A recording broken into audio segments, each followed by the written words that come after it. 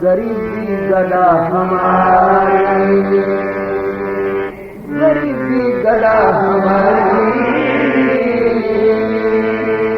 खन्ना सगर छाई, गरीबी गला हमारी। राजे सगर दा 60,000 पुत्र, घोड़ा छड़िया ते मगर मगर तुरिया। जेड़ा कोई घोड़ा पकड़ेगा लड़ाई करेगा। सृष्टि ते कोई नहीं जो साडे नाल लड़ के जित सके, क्योंकि 60,000 इको जेडा लम्मा चौड़ा जवान और सारे सके भरा। सगर राजे दे पुत्र 60,000 महापुरुष दे बचन नाल पैदा। राजे दे घर पुत्र नहीं सी, यही आशा मन विच लगी रवे किसी तरह पुत्र नसीब होवे। किसी आख्या राजन महापुरुषां दी सेवा कर, यही रेख विच मेख मार सकदे हन। विधाता ने ना लिखिया होवे, ब्रह्मे दी कलम रुक गई होवे जिस वेले, जे महापुरुष चाहण तां ओ लेख आप लिख सकदे। किसी नूं कहण दी पुछण दी लोड़ ही नहीं, क्योंकि जो जो चितवें संत जन सो लेता मान। जो जो संत जन चितवदे हन वाहिगुरु ओ मन लैंदा।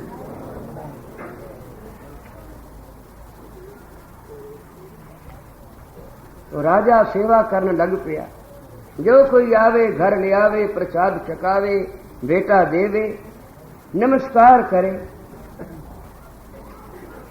एक दिन एक मौनी संत आ गए जो बोलदे नहीं सन, जिन्हें सोचिया सी भी लोकां नाल बोलना वक्त गवाउणा है। हाँ, गुरमुख मिल जाए, कोई संत मिल जाए जिस नाल बोलिया सफल है, क्योंकि बाणी विच आखिया संतन स्यों बोले उपकारी ते मूर्ख स्यों बोले जख मारी। ते संसार विच मूर्ख हन बहुत ते सियाणे हन थोड़े, इस वास्ते ना बोलना ही भला है। सहबाग थोड़ा बोल, जबान कीमती है, दहन में तेरे जबान है, तू बेलगाम ना कर। इनू लगाम दे के रख, कीमती क्या है संभल के वर्त। हर वेले बोलदा रहेगा, नाम किस वेले जपेगा। तो जपण वालियां नू ताकीद है, थोड़ा समना खामना, थोड़ा बोलन गुर मत पाए। तो इस वास्ते वो महापुरुष बोल दे नहीं सन। इकना ने तो मौन धार लिया भी बोलना ही नहीं। और साहब ने पसंद नहीं की, परवान नहीं कीते भी जवान दे हुंदियां गूंगा। वाहिगुरु ने जबान दिती, रसना दिती, जिब दिती बोलने वास्ते, कि तू इसनू निकम्मी करके रख दिता। होए मोनी होए बैठा एकाकी, ते हिरदे गांठन गाठा, मन तो बोलदा पे। ओ तो हर वेले बुन तो बुनी जा रहे, सिर्फ जबान नूं ही ताला लाया है ना, मन नूं तां नहीं ना लाया। तो महात्मा बोलते नहीं सन इस वास्ते बई लोकां नाल की बोलना है। राजे ने जिस वेले बड़ी सेवा की, प्रसाद छकाया, महापुरख दे मन रहम आया। विचारा कीता, राजन क्यों, कोई इच्छा है? उन्हें आख्या महाराज इच्छा तो है जे पूरी कर सको। तो पूछा केड़ी? कहंदा पुत्र कोई, राज भाग दा वारिस कोई, रानी दी गोद सुनी।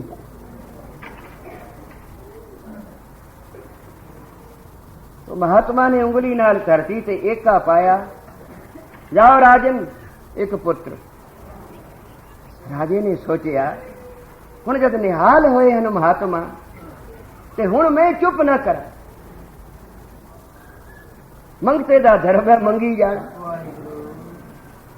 तो उन्हें चरण फड़ ले, महाराज राज बहुत वड्डा है, एक पुत्र संभाल न सकेगा, कृपा करो जे मेरा दे घर आए हो और तुसी तां सिर्फ उंगली नाल लिख ही देना है। उन्होंने एका मिटा के दूजा लिख दिता, दूआ पा दिता, भाई दो। उन्हें आख्या दो भी थोड़े। तो महात्मा ने 3 लिख दिते, अखीर 4 लिखे, 5 लिखे, 6 लिखे। राजे ने आख्या महाराज इक्के दुक्के नाल कुछ नहीं बनता, बिंदी लाओ। तो छीका लिखे होया सी, महात्मा ने अगले पासे बिंदी ला दी, 60 बन गए। पूछया खुश है? चलो तू रज ले, तू सानू प्रसाद छका के रजाया, प्रसन्न कीता है, असी तेरी प्रसन्नता लेनी। 60 बन गए नहीं, बोल काफी हन? उन्हें आख्या महाराज मैं ना बोलांगा कदे भी जे एक बिंदी होर ला। हुण तो हिसाब चले बिंदियां दा, इस वास्ते महाराज जे एक बिंदी होर ला दियो मैं नहीं बोलता। तो महात्मा ने एक बिंदी होर ला दी, 60 दे 600 बन गए। पूछया भाई बस? उन्हें आख्या महाराज मैं तो वचन हार चुका भी मैं नहीं बोलांगा, पर हाँ रानी ने भी सेवा की है, ओनू पुछ लेनी भी तेरे मन तो कोई इच्छा नहीं। रानी नूं सद्या, महात्मा प्रसन्न होए हैं। इस तरह उन्होंने चीके तक लिखिया ते फिर 2 बिंदियां लगियां हन। 600 काफी हन ना, मां कदे रजी है पुत्रा ना। फिर महात्मा की रचना भी होने भी सारे पुत्र। इस गल तो भावे कोई डर जावे मत दियां जम पैण, पर जे आखे भी पुत्र ही जमने हैं ते फिर तो मां एक झोली क्यों बिछाएगी, लखां झोलियां बिछा बहे। पूछया रानी नूं, रानी 600 ते महात्मा जा रहे हैं। वो भज के आई ते उन्हें पैर फड़ ले, महाराज मैं बहुतियां गल्लां जानदी नहीं ना मैं करनियां हन, क्योंकि महात्मा हुंदे ने दुधारी तलवार, थोड़ी गल कीतियां ही लाभ हुंदा, विस्तार करन दी लोड़ नहीं हुंदी। पता नहीं किस वेले तलवार अगले पासे जांदी पिछा चल जाए। इस वास्ते महाराज मैं बहुतियां गल्लां नहीं करदी।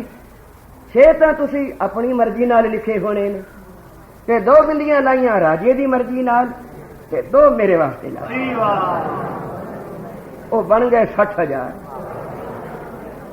60,000 ते राजे नूं चिंता लगी बई 60,000 पुत्रां वास्ते कितने क विआह करने पैने।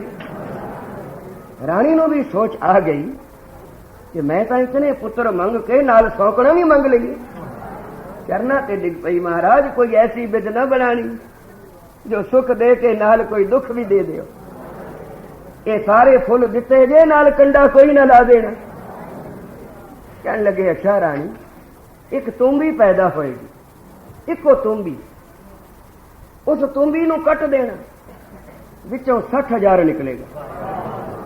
वो 60,000 निका निका कीड़ा जिन्ना मनुख की शक्ल विच पैदा होया, जिस राखे तिस कोई न मारे।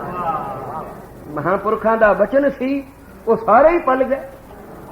60,000 इको जेडा जवान, मां की फौज तां सी वखरी ते ए राजे सगर दे 60,000 पुत्र। हुण सोचिया भी सारी धरती दा राज लैना, सारी सृष्टि ते राज करना है, जिदे 4 पुत्र होवन इको जेडे। ਉਹ ਵੀ ਜਿੱਥੇ ਖੜੋ ਜਾਣ ਡਾਂਗਾ ਸੂਤ ਕੇ, ਨਹੀਂ ਕਿਸੇ ਨੂੰ ਨੇੜੇ ਆਉਣ ਦਿੰਦੇ ਤੇ 60,000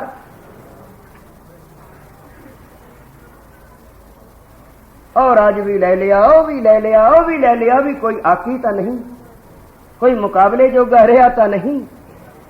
तो जग रचाया घोड़ा छड़िया, भाई जिस विच हिम्मत है बल है वो घोड़ा फड़े। ते सगर राजे दे पुत्रा ने जदों घोड़ा छड़िया ते मगर मगर तुरे तो वो घोड़ा इंद्र ने सोचिया हुण जे धरती दा राज इन्हां ने ले लिया तो स्वर्ग दा भी मंगणगे। ते एडे महाबलियां दा मैं मुकाबला नहीं कर सकदा, क्योंकि महापुरखों की रचना तो ये पैदा होए हैं उन्हां दे बचन नाल, ये मरनगे भी किसी महापुरख दे बचन नाल। क्यों ना मैं आप विचों निकल जावां ते इन्हां दा टकराओ किसी महात्मा नाल करा देवां।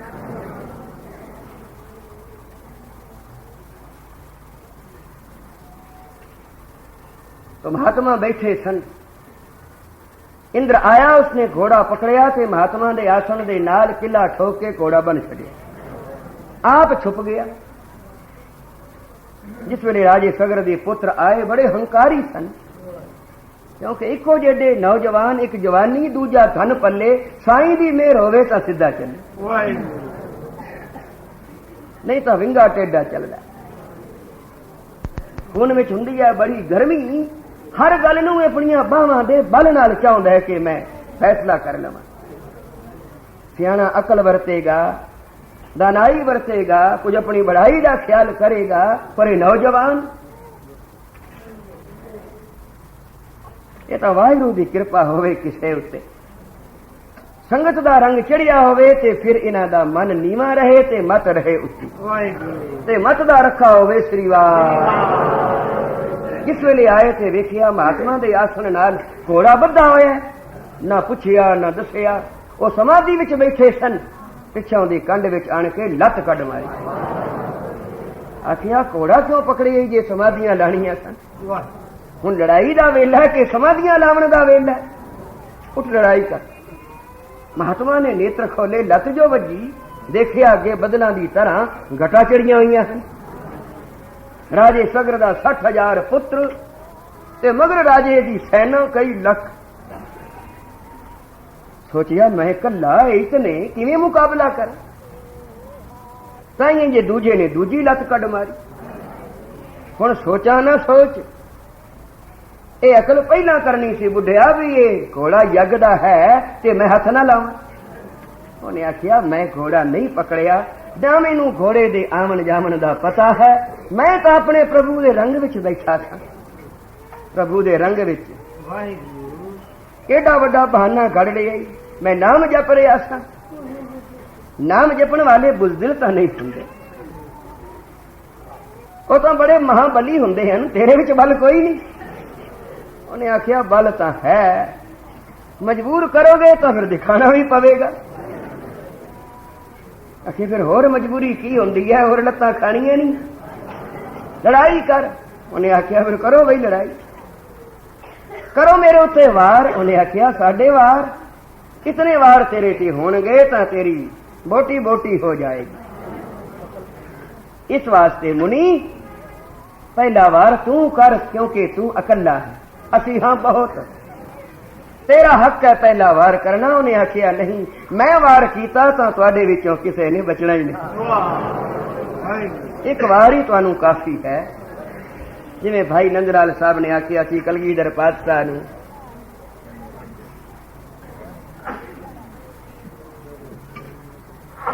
तेरी